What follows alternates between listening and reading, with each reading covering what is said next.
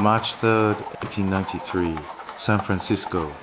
A city of gold rush echoes and Victorian restraint. Into a wealthy, buttoned-up family came Beatrice Wood, a girl who would spend 105 years shattering every rule they tried to impose. She danced with Dada revolutionaries in Paris, loved boldly across continents, shocked America with her art and affairs, and at 90 became a pottery legend whose lustrous glazes still dazzle museums. James Cameron would later borrow her spirit for an elderly Rose in Titanic, the feisty centenarian who declared, "I am involved in life," but Beatrice wasn't fiction.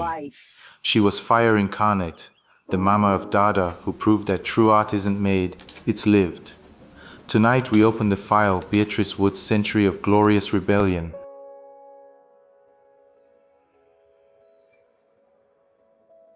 Almost there.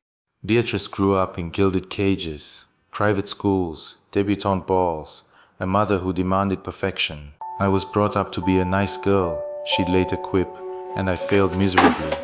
Art called early, she sketched secretly, dreamed of stages and studios. At 18, against fierce family opposition, she fled to Paris to study acting at the Académie. World War I forced her back, but not before she tasted freedom, bohemian cafes, radical ideas, the intoxicating air of rebellion. In 1916 New York, fate dealt her the hand that would change everything.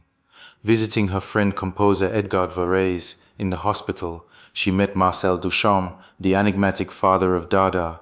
With him came Henri Pierre Rocher, the French diplomat novelist. A love triangle ignited. Duchamp as intellectual spark, Rocher as passionate flame. Beatrice at 23 embraced both, openly, joyfully, scandalously. Why choose? She laughed. In an era when women were property, she chose herself. New York's Ahrensburg Salon became her playground. Duchamp, Picabia, Man Ray, and Beatrice orchestrated the Dada revolution. Anti-art that mocked war, tradition, everything sacred. At the legendary 1917 Blind Man's Ball, Beatrice appeared as a living scandal, shocking society in bold attire. She co-edited subversive magazines like The Blind Man and Wrong Wrong, defending Duchamp's infamous fountain, a signed urinal. When it was rejected, critics raged, Beatrice thrived. Rocher immortalized their triangle in his novel Jules et Jim, later Truffaut's masterpiece, where Beatrice inspired the free-spirited Catherine. But she wasn't just muse, she was creator. "Dada," she said, "taught me to live without fear of public opinion."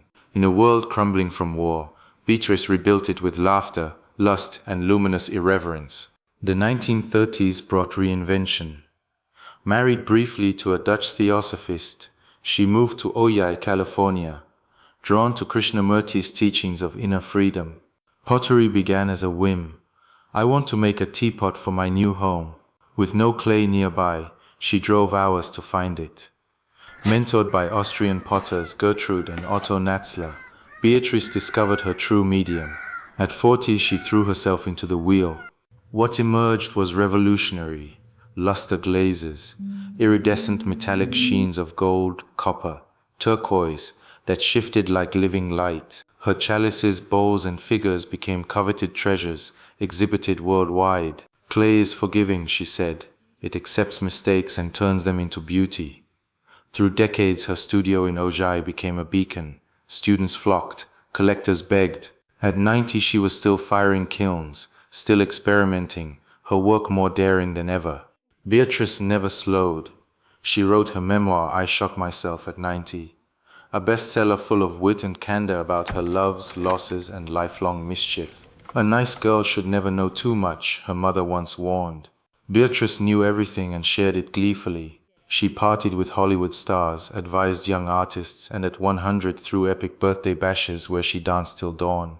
When James Cameron read her book in the 1990s, he saw the perfect spirit for elderly Rose in Titanic, the vibrant centenarian who lived fully, loved fiercely, created relentlessly. Beatrice attended the premiere at 1-4, charmed Leonardo DiCaprio, and declared the film wonderful. On March 12, 1998, just 9 days after turning 105, she passed peacefully, surrounded by beauty she had made. Today, Beatrice's lusterware glows in the Met, the Smithsonian, private collections worldwide, each piece a testament to a life lived without apology. Her Ojai studio is a pilgrimage site. Her writings inspire rebels young and old. She left us no children, but thousands of spiritual ones, artists who dare to shock themselves awake. The secret of life, she said, is to live it with passion, curiosity, and humor. At 105, she proved it possible. In a world that tries to dim women with age or convention, Beatrice blazed brighter with every decade. What rule will you shatter today? Her glaze still shifts in the light, reminding us, true art, like true living, never stops changing. Beatrice Wood's Century was a masterpiece. Bold strokes, daring colors, unbreakable spirit. Share below what's the rule you're ready to break. If her light kindled your own, like, subscribe, and ring that bell. We celebrate one radiant legacy every week. Until the next wheel turns, stay daring. Fade to iridescent glow.